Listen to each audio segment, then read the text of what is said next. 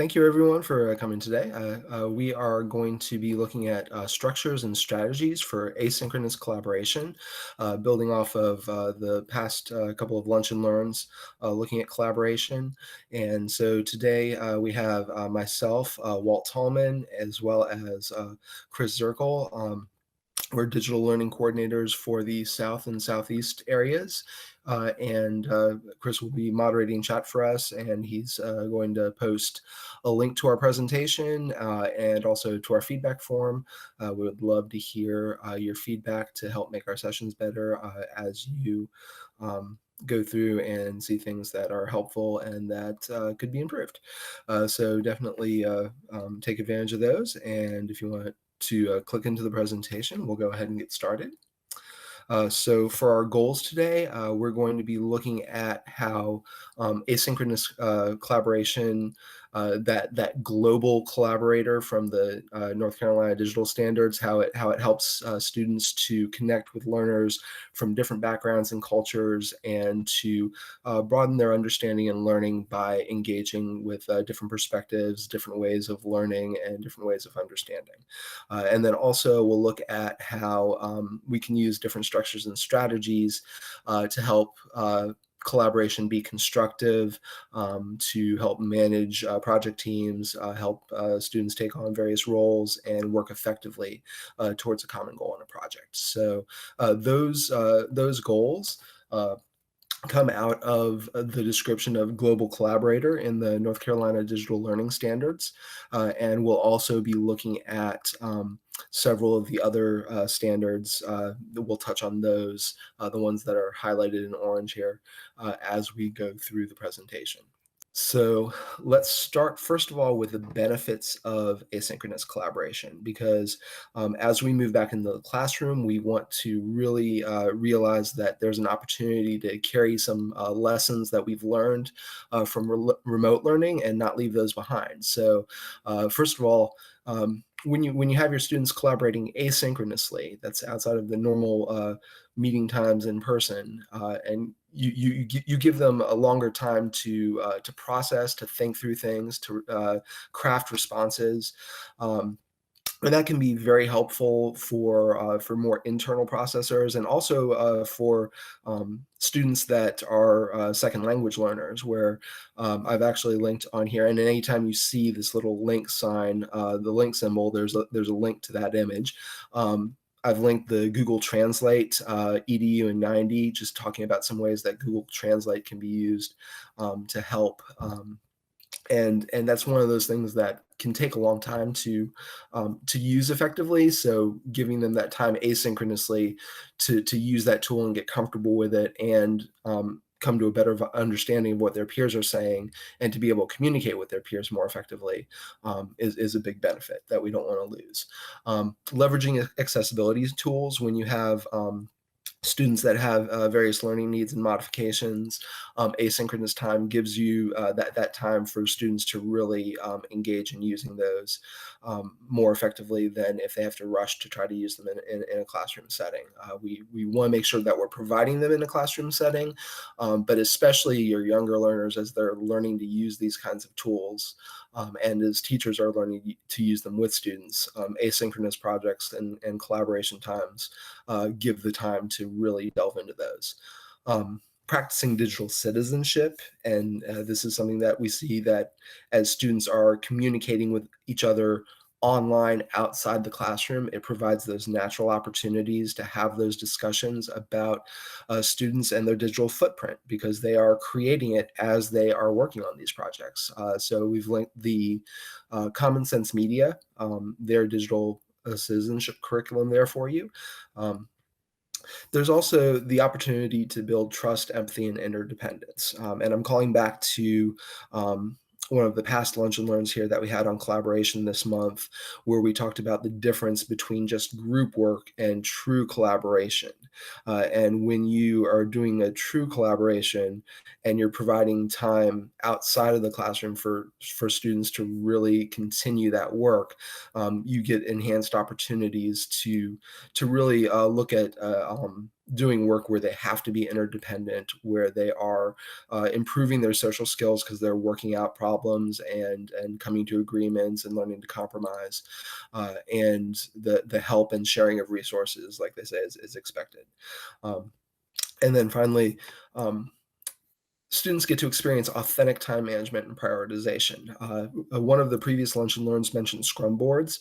And so I've linked here a podcast to Red Hat, and just to show that things like Scrum boards that we may include in a collaborative project are things that get used out in the real world in real project management situations. In that one in particular, the Scrum board emphasizes helping working groups to do the right work and do the work right and do it quickly and efficiently. Um,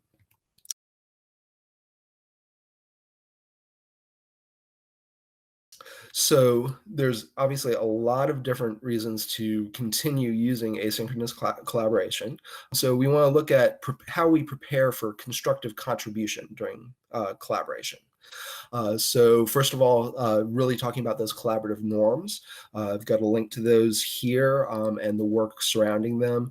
And with that, I just encourage you, pick one at a time and slowly develop these in your students over time. Don't feel like you have to do everything all at once. Um, but do be intentional about including them as you're preparing your collaborative activities and opportunities. Again, make sure that we're preparing to talk about digital citizenship, have those conversations about thinking before you post. Um, and then also make sure that we're thinking about uh, giving our students tasks that are complex and authentic. If they're not complex, then they're not really going to have to be interdependent and really work together to get them done. If they're simple, then they can just divide and conquer, and it really doesn't lend itself to students digging deep and sharing perspectives and ideas and grappling with those. Everyone has to be able to bring their piece of the puzzle to it. And then as far as authentic, we've linked the Gather IQ resources that SAS has provided. These are centered around the United Nations global goals, and so SAS, with their large data store, has pulled out some authentic data that students can use surrounding global goals so that they can really tackle real world issues. And so these are great things to build collaborative projects off of. And then finally, defining roles. The last couple of lunch and learns on collaboration have delved into this idea of job roles, and in particular, there was mention of having students create their own roles. So today I just wanted to provide a little something to help think through how you might have students working on a project define their roles if you didn't predefine them for them. So maybe you start by identifying the challenge that they are going to be facing, breaking that up into reasonable tasks, identifying skills that go with those tasks. And then this Jamboard on its other pages then has students look at the kind of things that have common skill groupings and create job roles out of those, and then look at where different job roles might collaborate on different tasks. So to be very explicit about the interdependence, using a tool like this template to be able to think through that with your students.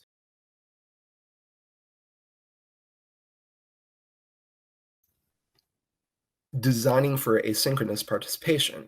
So how do we design an activity or a project or lesson so that it's something that students participate in over time and not just in a single setting, and also outside of the classroom. So the first thing to really think about is you don't just want to give them a task. You want to provide some sort of creative process, some sort of guiding framework to scaffold this for your students, because they'll be doing a lot of work over time, and you want to make sure that they don't get lost along the way, that they always know where their next step is. So something like the design thinking process, we've linked here to Bug Elementary and their description of this, is a good example of a framework framework that you can use. We have magnet schools that really focus on this process, but it's a great tool for any school to use, especially in an asynchronous collaboration setting. Uh, Next, as you're designing, embed those thinking routines so that you're really giving some targeted cognitive practice, and that you're really guiding your students' thinking as they are creating, as they are ideating. And so, for instance, if we look back on the design process, they have the ideate stage where they're kind of brainstorming ideas. One thinking routine that might go along with that would be this imagine if protocol that leads students to think about improving an existing system or product in some way. So that would be an authentic, complex challenge, and this would be a good starting point for that. Um, Also important as you are designing for sustained participation over time outside the classroom is students need to know what's expected. So you want to make sure you're communicating directions clearly. So utilize your technology for that. Maybe you do your instructions in slides where you can also insert audio so that they hear and see directions, especially for your younger learners that may not read so well. You can keep the writing to a minimum and expand on short instruction phrases with more involved audio. Um, you may pair clarifying images with text. You might consider using screencasts whenever you're showing students how to use a new tool that they may need to use for their project, or if there's a particularly complex process or procedure that you want them to follow.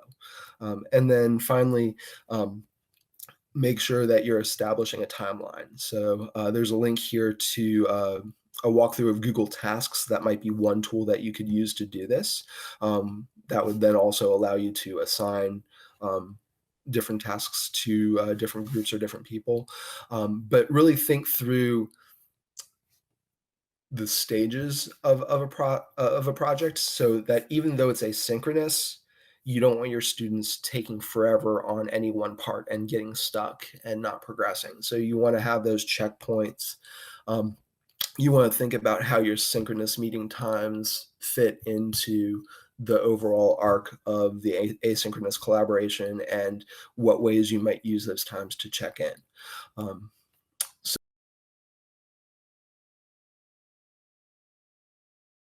So then that brings us to the idea of planning for feedback as you're designing asynchronous collaboration activities.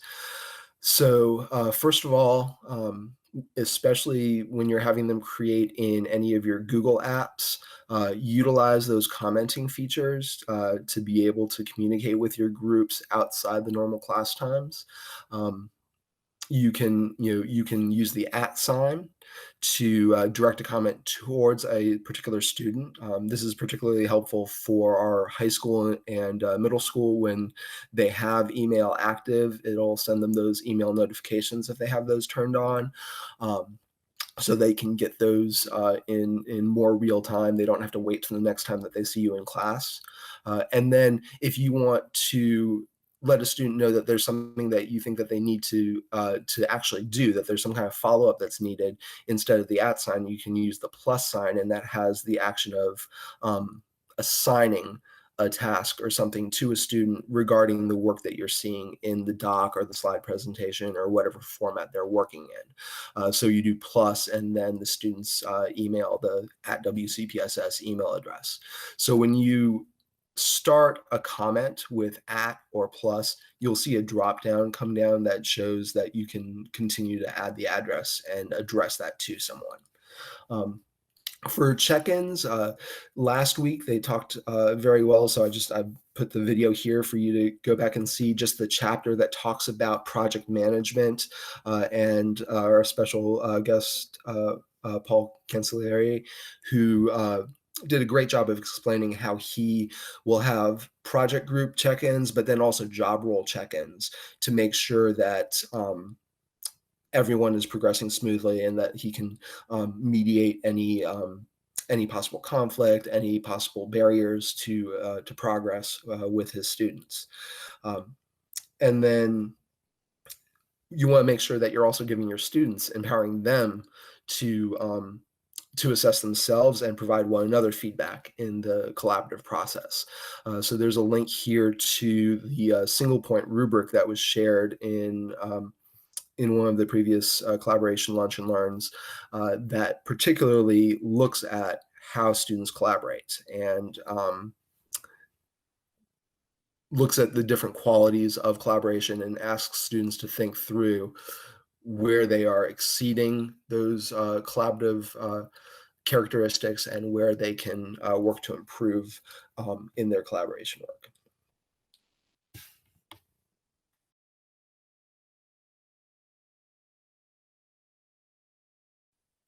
So now let's look at collaboration asynchronously and the opportunity that it provides to grow your learning community.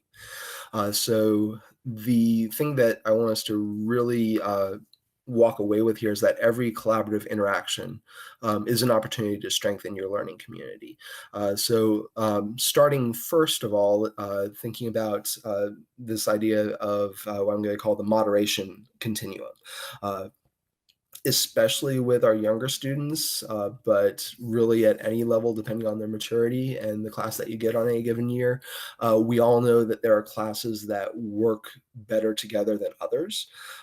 So when you're designing collaborative activities and they're going to be collaborating outside the classroom, you do need to kind of think about where um, your students are ready to start. And so thinking about using tools that have moderation functions at first, possibly until you have a clear sense that they can be responsible digital citizens and that you can, you know, you have the chance to catch quickly any missteps on your students' parts and help them to make better decisions before you just go and release them to work offline or not offline but outside of class time together without any supervision. You want to make sure that you're kind of giving them those training wheels, so to speak, if that's needed. So things like Padlet, where there's moderation functions. I've given a link here to a short video by Padlet that shows how to use those functions. Things like Flipgrid also have moderation. Or you can consider in Google Tools being able to turn on or off commenting uh, in especially like in the comment stream in your Google Classroom, or when you share things with students, having the editing and commenting rights turned on and off on during certain time windows, so that you may initially just have them working when you can be there to give them a time to supervise and watch how they work together, and then gradually lengthen those times to times that you may not be directly there, but that you can go back in and check fairly soon after, and just kind of bring them along that continuum of moderation where your eyes are right there on top of them, being able to guide them versus uh, giving them more freedom and more independence and more ability to show that they are working productively even without you right there. So again, we know that things can go wrong, things can conflict can develop. So you also want to be prepared with some conflict mediation protocols. So when there's a disagreement, how are we going to talk this through? So this is actually a link to this is more of an academic protocol, but I really thought that it was a good idea for also just dealing with general disagreement and conflict. It's a back-to-back, face-to-face that's digitized that uses either like a slide or a Jamboard and different color sticky notes to take your students through a step-by-step process where they have an opportunity to each share their perspective, and then that's the back to back, and then the digital face to face. They look at one another's perspectives and comment with a different color sticky to kind of give their response, so that they're listening to what their peer has said and then responding to that, and kind of help them talk through disagreements in that way. So. that may be something that you're interested in trying. But uh, also just any other think through how you're going to have your students deal with conflict and disagreement. And then intentional reflection on the collaborative norms. I've included the group assessment for the collaborative norms that are on our instructional inspiration site from the Thinking Collaborative. And we just want to make sure that as we're having our students work together and collaborate, that we are uh, taking that time to evaluate how they did as a group. And this is even something that can help you in moving them along that moderation continuum. I could see giving this assessment in a Google form and giving it repeatedly over time. And then you've got data points where you can actually track trends and you can see, if their ability to listen to different perspectives or their ability to um, put ideas on the table has improved over time, and are they getting to a point where you might be able to take the next step forward in giving them some more freedom to work together independently. So that's another reason to really be intentional about regularly um, having groups evaluate their collaboration at the end of every experience, so that over time you're seeing their growth, and you're able to make informed decisions on what's best for them and how you can continue to grow them in their freedom and their voice and their ability to work together.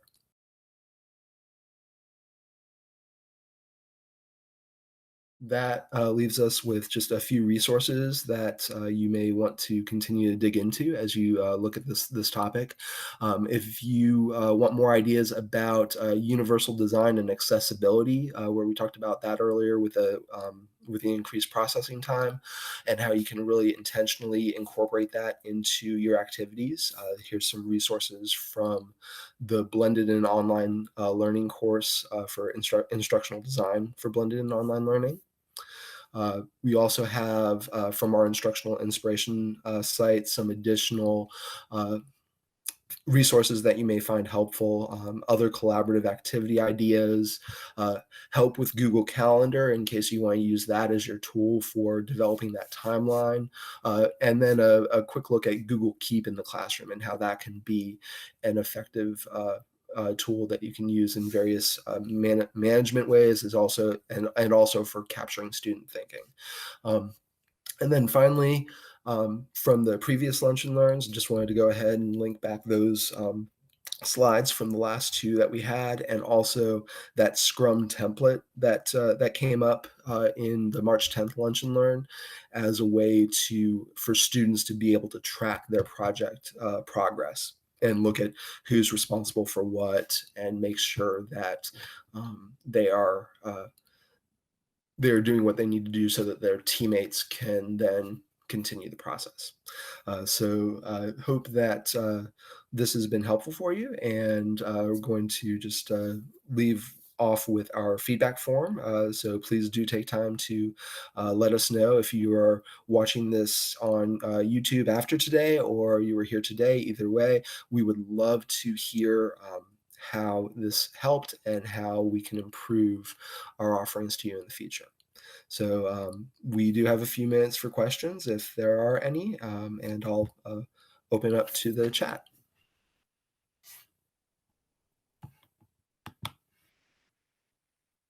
There are no comments or questions at this time. All right. Well, thank you guys so much for joining us, and we look forward to seeing you at future Lunch and Learns, and hope you found it helpful.